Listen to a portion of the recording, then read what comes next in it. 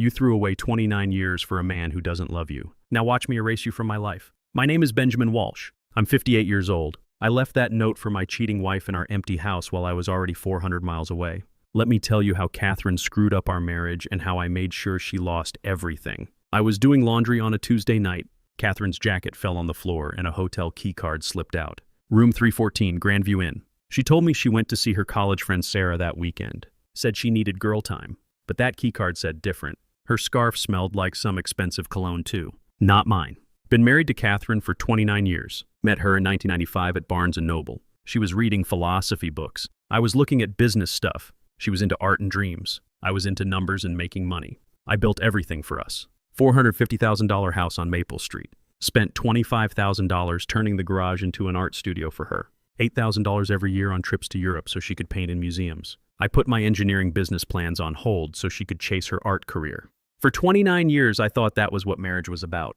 If you like stories about cheating wives getting what they deserve, hit that like button and subscribe right now. I post new stories every day and they keep getting crazier. The signs started months before I found that key card. Catherine started working late 3 nights a week. Started hiding her phone when I walked in the room. Started whispering with our daughter Sophie behind closed doors. When I walked into the kitchen, they'd stop talking. Sophie would look guilty and say something about helping Mom with gallery stuff. I thought maybe she was planning something for our 30th anniversary. I was right, just not what I expected.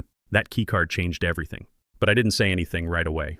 My hands were shaking. Felt like someone was sitting on my chest. Instead, I acted normal. Made her coffee the next morning at 6:30 like always. Colombian coffee, 2 sugars, splash of cream. Told her she looked nice in that blue dress. She did look nice, damn it. She smiled at me like nothing was wrong, kissed my cheek and said, "Love you, honey," like she meant it. That's when you know a man is done. He gets quiet.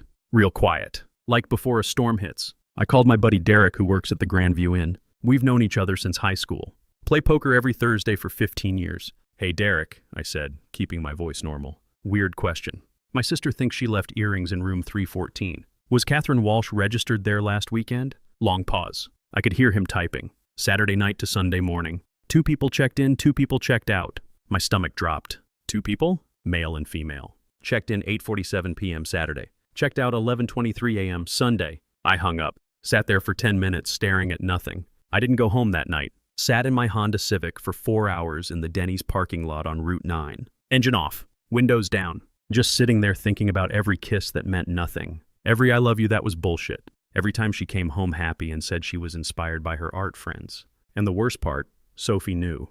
When I called her Saturday night around 9 p.m., she said Mom was tired from the reunion and needed space. I heard the lie in her voice. Both of them knew. Both of them lied to me for months. Something changed in me that night. Not angry, something colder. Like watching water freeze. You can see it happening, but you can't stop it. Catherine wasn't just cheating. She was planning to leave. Take half my money. Half my house. Half my life. After 29 years of me working 60-hour weeks so she could do her art. After I paid for her supplies, her studio, her shows that never made any money. I wasn't going to let that happen. I didn't yell at her. Didn't ask for explanations. Didn't throw things or make a scene. Arguments give people closure. Catherine didn't deserve closure. Instead, I watched her. Studied her like a work problem. When she left for book club on Tuesday nights, I followed her. Took pictures of the parking lot, the cars, license plates. Started keeping notes in a book I hid in my toolbox. Times, dates, what changed. What she wore when she left versus when she came back. Did she shower right when she got home? Did she seem different?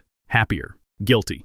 Tuesday, October 3rd, left 7:15 p.m. in black dress. Came home 10:45 p.m., same dress but hair messed up. Showered right away. Thursday, October 5th, said she was working late at the gallery. I called her office at 8 p.m. Voicemail said they closed at 6 p.m. Saturday, October 7th, said she was at book club at Janet's house. Janet called our house at 4 p.m. asking if Catherine wanted to join book club next month. Catherine wasn't home to take the call. She thought I was just busy with work. Thought my quietness meant I didn't notice anything. But I was building a case. Every lie. Every story that didn't add up. Every piece of proof. The big moment came when I found the second phone. Hidden in her makeup drawer under old lipstick and broken stuff. Cheap Samsung phone. $30 at Walmart. No password. That was her mistake. The messages between her and someone named Daniel made me sick. Daniel Cross. I looked him up online. 42 years old. Divorced photographer. Lives downtown. No kids. Just gym pictures and artsy black and white photos on his Instagram. Daniel, last night was amazing. I can still smell your perfume on my shirt. Catherine. I keep thinking about your hands. When can I see you again? Daniel, Friday at the cabin? I'll bring wine. Catherine, I'll tell Ben I'm helping Sophie with wedding planning. The shirtless photo he sent was dated 3 days ago, October 10th. Same night, she said she was helping Sophie address wedding invitations until 11 p.m. I called Sophie. How did the addressing go last night? Long pause. What addressing? Mom said she was helping you with wedding invitations. Another pause. We finished early. Around 8. Another lie. They weren't even getting their stories straight anymore. But here's what Catherine and Daniel didn't know. I wasn't just some broken husband who'd disappear quietly. I'm an engineer. I've spent 30 years fixing complex problems. And they just became my biggest problem to fix. So I started my own plan. Saturday morning over breakfast, I told Catherine I was thinking about retiring early. Maybe selling my consulting business to my partner Rick for $400,000. Her eyes lit up like Christmas morning. She put down her coffee cup and stared at me. Really? You'd want to retire at 58? Why not? House is paid off. Your art career is going good. We could travel more. Maybe buy that cabin in Vermont you always wanted. She hugged me tight. Tighter than she had in years. First real emotion I'd seen from her in months. I almost laughed. She thought she was about to get $200,000 when I sold the business.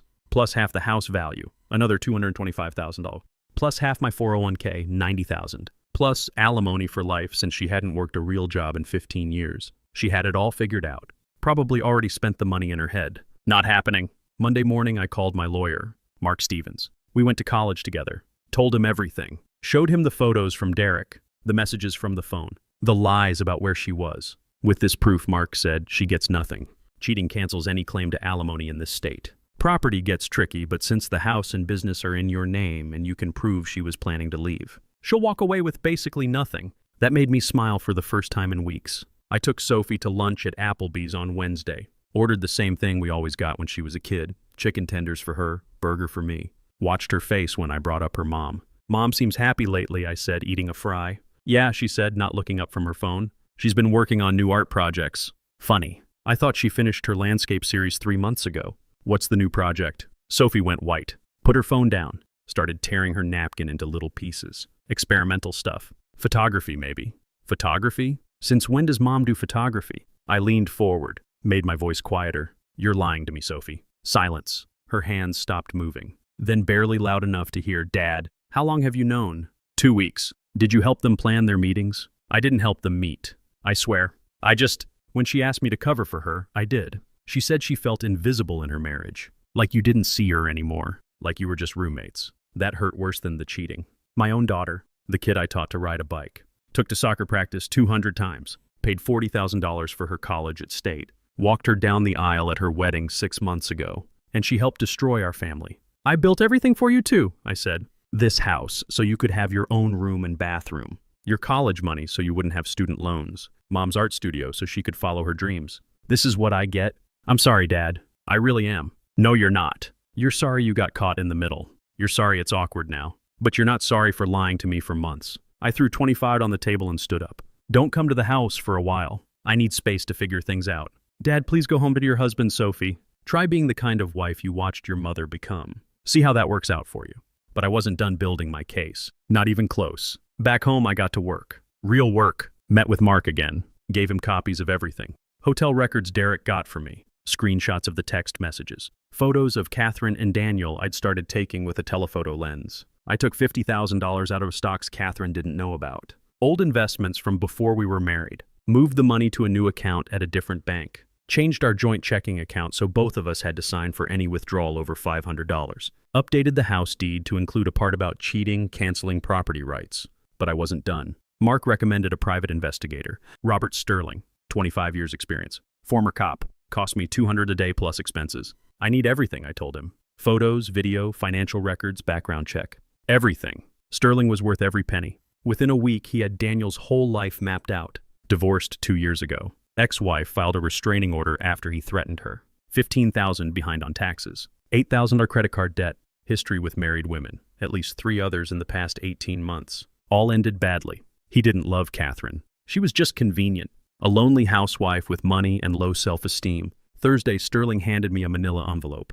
You're not going to like this, he said. Photos of Catherine and Daniel at Sunset Point. The scenic overlook 20 minutes outside town. Her car parked next to his BMW. Them kissing against a tree. Her hands in his hair. His hands under her sweater. Both of them laughing like teenagers. Timestamp 2:47 p.m., October 18th. Same day she told me she was grocery shopping and running errands. I stared at that photo for 20 minutes. Then I said out loud to my empty kitchen, enjoy it while you can. Because her little fantasy was about to become hell. But what I found out about Daniel made everything worse. Sterling dug deep into his background. The guy was a predator, professional charmer. His ex-wife's restraining order mentioned emotional manipulation and financial abuse. He convinced her to take out a $20,000 loan for his photography equipment. Disappeared with the money and equipment 3 months later. He'd done it before. Sarah Martinez, married woman 45, had an affair with Daniel for 4 months. He talked her into leaving her husband. She filed for divorce, lost half her stuff. Daniel dumped her 2 weeks after her divorce was final.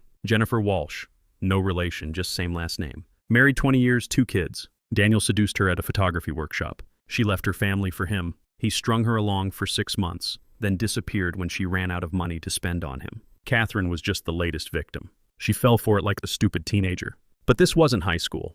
This was real life with real consequences. And I was about to teach both of them exactly what those consequences looked like. Catherine knew something was wrong the second she walked through the front door. It was Friday night, 11:47 p.m.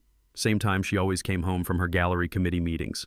But the house felt different. Empty. Her heels clicked on bare hardwood floors. I'd taken out all the rugs that morning. All the furniture was gone. No couch. No coffee table. No bookshelves. No family photos on the walls. No wedding picture on the mantel. She called my name. Benjamin? Benjamin! Her voice echoed in the empty rooms. Nothing. She walked through each room. Living room? Empty. Dining room? Empty. Even took the chandelier. Kitchen had nothing but the stove and refrigerator. Couldn't take those. They were built in. Then she saw it. A white envelope on the kitchen counter where the microwave used to be. Her name written in my handwriting. Same handwriting that wrote her love letters in college. Inside, you threw away 29 years for a man who doesn't love you. Now watch me erase you from my life. I was already 400 miles away. Motel 6 in Richmond, Virginia. Room 112. $49 a night. Had a burner phone, $15,000 cash, and a flash drive with everything Sterling found. Registered under the name Robert Hayes. Paid for a week in advance. But taking out furniture was just step 1 of my plan. Step 2 was about to destroy her completely. First hit was the divorce papers. Mark filed them Monday morning at 9 a.m. sharp. Adultery with photo proof. Financial cheating. No settlement. No alimony. Catherine would walk away with the clothes on her back and whatever was in her personal checking account, about $20,400. Second hit was her art career. The Meridian Gallery, where she'd been showing her paintings for 8 months, got an anonymous package on Tuesday. Security footage from the hotel Derek provided. Screenshots of her romantic texts with Daniel. Photos from Sterling. A polite note. Is this the kind of artist you want representing your gallery? They called her at 3:15 p.m. Told her they were restructuring and wouldn't be continuing with her work. Translation. Get lost. Third hit was social. I sent copies of everything to her art group friends. The Wednesday wine and paint ladies. Her book club. Her yoga class. Word spreads fast in our suburban neighborhood. By Thursday, 3 different neighbors had called to ask if Catherine and I were having problems. But Catherine didn't cheat on me alone. Sophie helped, lied for her, covered for her, made me look like a fool. So Sophie needed to pay too. Her husband Michael was a good guy. Met him 3 years ago when they started dating. Accountant. Conservative. Goes to church every Sunday. Loves Sophie completely. Treats her like a princess. Had no idea his wife helped her mother cheat. I met him at Starbucks on Wednesday morning. Ordered 2 black coffees. Sat in the corner booth where nobody could hear us. I need to show you something, I said, sliding the flash drive across the table. Watch this alone. Then ask Sophie how long she's been helping her mother destroy our family. He picked up the drive like it might explode. What is this? Evidence. Your wife has been lying to both of us. I left him sitting there. Didn't wait for questions. This wasn't about making friends. This was about truth. About consequences. 3 days later, Catherine tracked me down. Showed up at the motel like a ghost. Don't know how she found me. Probably hired her own investigator. She looked terrible. Lost maybe 15 pounds. Hair unwashed. No makeup. Wearing the same jeans and sweater she'd had on 3 days earlier. Benjamin, please, she begged through the door. We need to talk. I opened the door but didn't let her in. You want to talk now? Now that your life is falling apart? It was one mistake. It was 6 months. With our daughter covering for you. While I worked 60-hour weeks to pay for your art supplies and studio rent. She started crying. Real tears this time. Not the fake ones she used when she wanted something. I didn't mean to hurt you. I just felt so lonely. So invisible. Like we were just strangers living in the same house. Then you should have talked to me. Not jumped into bed with some photographer who's been scamming married women for years. Her face went white. What do you mean? I know about Sarah Martinez, Jennifer Walsh, the other women he's done this to. You're not special, Catherine. You're just convenient. She reached for me. I stepped back. You picked him, I said. Now go build a life with a man who's already planning to dump you for the next lonely housewife with money. I walked inside and locked the door. Let her cry in the parking lot. But here's what really gets me about justice. It's not just what happens to the guilty people. It's watching them realize they brought it all on themselves. Daniel thought he was untouchable. Good-looking guy. Drove a $45,000 BMW. Smooth talker. Probably told Catherine he was a successful artist making good money. Reality was different. He lived in a $200 a month studio apartment. Behind on rent 3 months. Car payments 2 months late. He made money seducing married women and getting them to pay for things. Dinners, hotels, trips, equipment for his photography business that barely existed. Catherine had been paying for their whole affair without knowing it. Every time they went out, she paid. I'll get this one, honey. You can get the next one. There was never a next one. His mistake was thinking I was just some broken husband who'd disappear quietly. Thinking he could destroy my family and move on to the next one without consequences. I spent 2 weeks learning his schedule. Tuesday nights, 24-hour fitness on Oak Street. 9 p.m. to 10:30 p.m. every week like clockwork. Same parking spot in the back lot under the broken street light. November 15th, 10:45 p.m. Daniel walked out of the gym right on schedule. Towel around his neck. Earbuds in. Looking at his phone. Probably checking dating apps. Heading to his BMW in the back corner of the lot. That's when I made my move. I'd been sitting in my rental car for 45 minutes. Stolen license plates I'd swapped out 2 hours earlier. Ski mask. Leather gloves. Tire iron from my toolbox. Came up behind him quiet. He didn't hear me until the last second. Tire iron to his left kneecap first. Heard it crack like a branch. He went down screaming, phone flying across the parking lot. Then his ribs, 3 quick hits while he was on the ground. Felt at least 2 of them break. Then his jaw while he was trying to crawl away. Blood everywhere. All over the parking lot. All over his gym clothes. He tried to say something. Probably begging. I couldn't understand him through the blood and broken teeth. You destroyed my family, I said, breathing hard.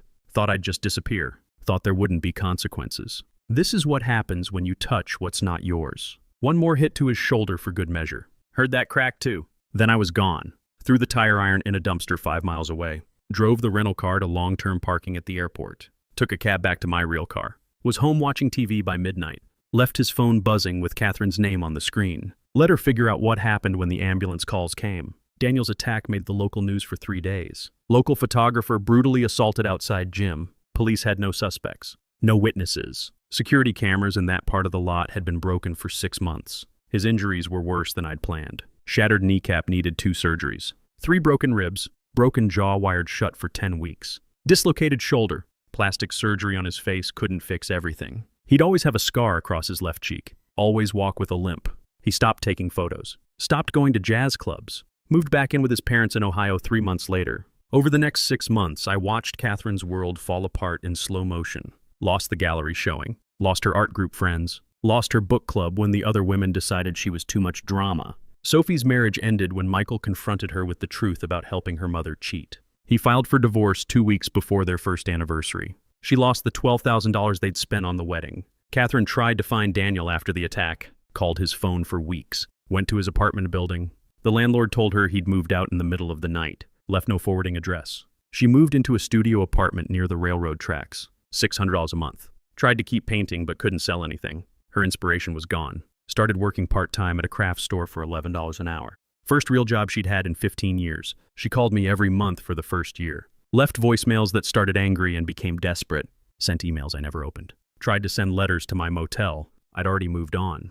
Meanwhile, I found peace in a small coastal town in Maine. Population 3,200. New identity, William Hayes. Cost me $5,000 for good fake documents. Birth certificate, social security card, driver's license, passport. Bought a cottage with cash. $85,000. Right on the water. 2 bedrooms, 1 bathroom, fireplace. Perfect for one person who wants to be left alone. Grew a beard. Let my hair go gray. Lost 30 pounds. Started wearing flannel shirts and work boots instead of business suits. Learned woodworking from YouTube videos. Built cabinets and bookcases I sold at the farmer's market on Saturdays. Made enough to live on.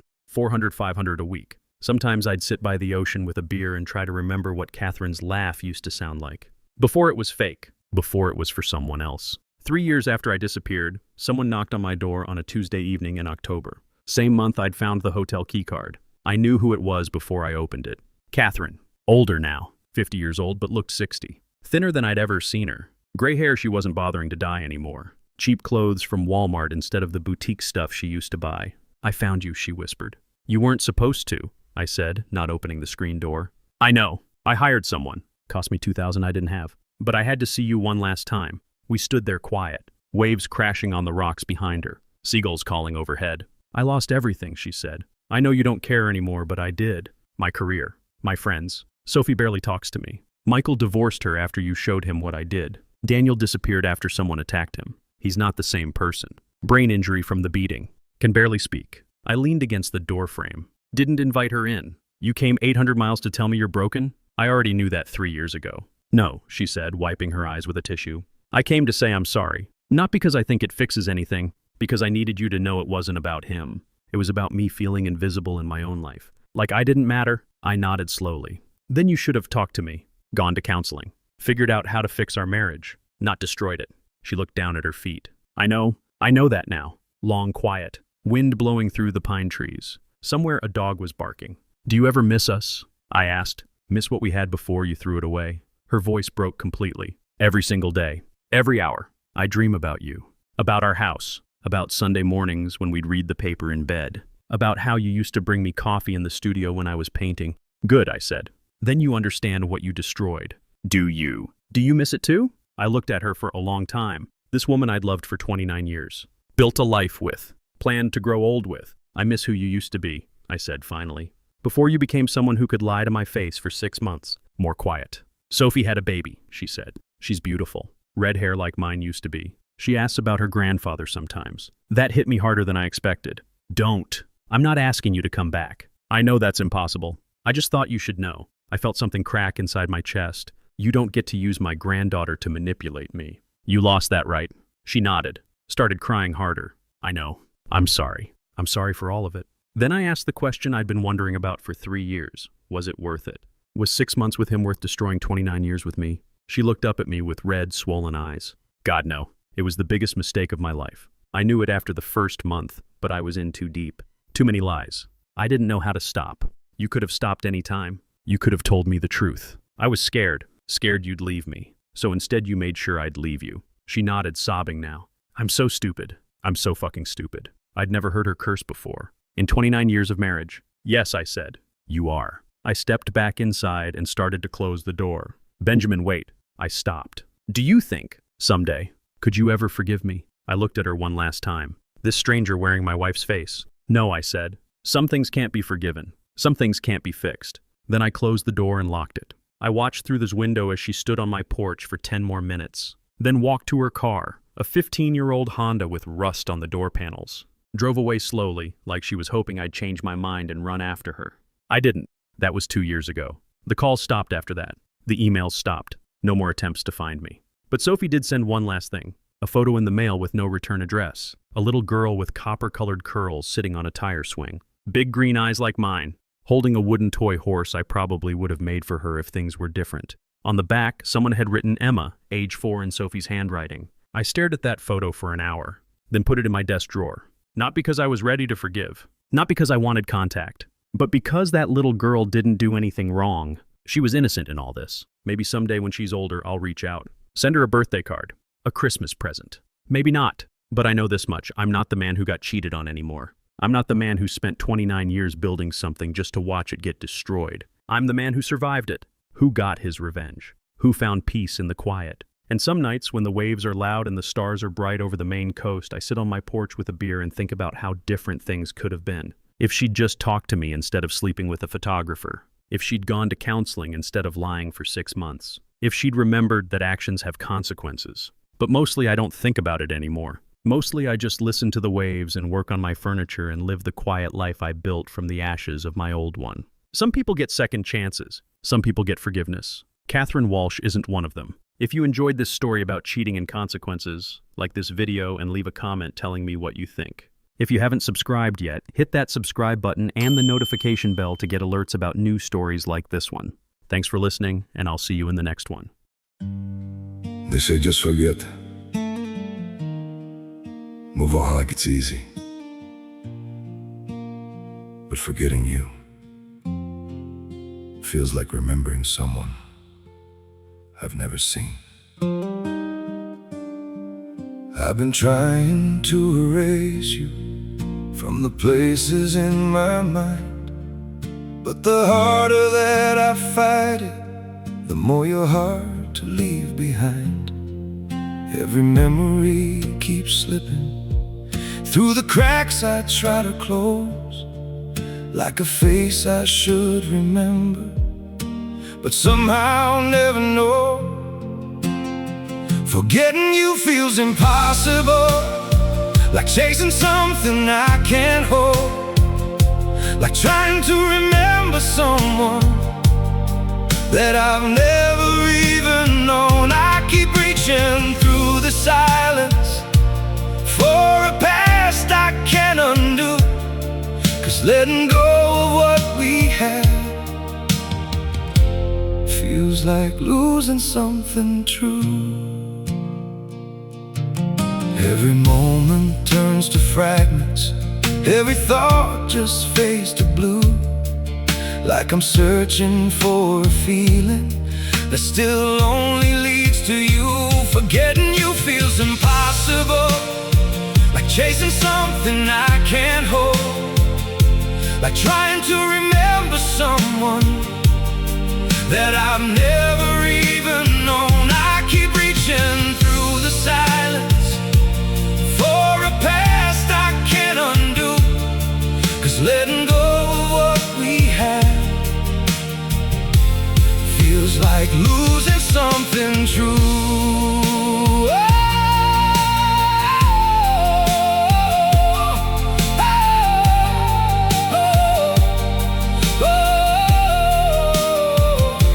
If I never met you, maybe I would know just how to heal, but now every empty moment still reminds me what is real.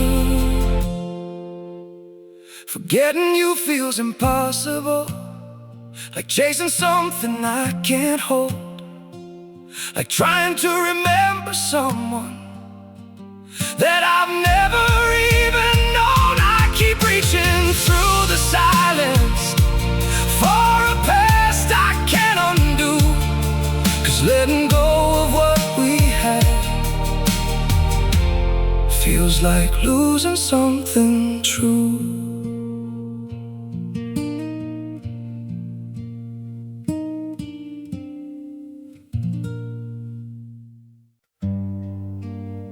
Some days feel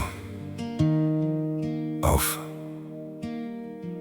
like I'm standing but still falling. A little pain, a little tired, and no one to tell it all to. There are days that feel unsteady, like I'm drifting out of place. Every step just feels so heavy, with a smile I have to fake. A little hurt I keep inside me, a little weight I always hide, and 1,000 quiet worries I've been holding deep inside. There's no one here to tell it to, no one who would understand. So I carry all these feelings like they're slipping through my hands. A little broken, little lost, trying hard to just get through. All these nights I stay awake with everything I never say to you. I keep walking through the silence like it's all I've ever known. Every crowded room reminds me how it feels to be alone. There's no one here to tell it to, no one who would understand. So I carry all these feelings like they're slipping through my hands. A little broken, little lost, trying hard to just get through. All these nights I stay awake with everything I never say to you.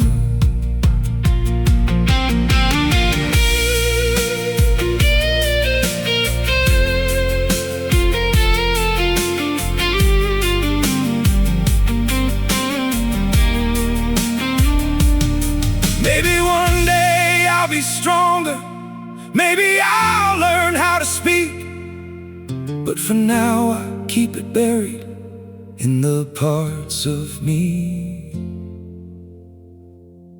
too weak.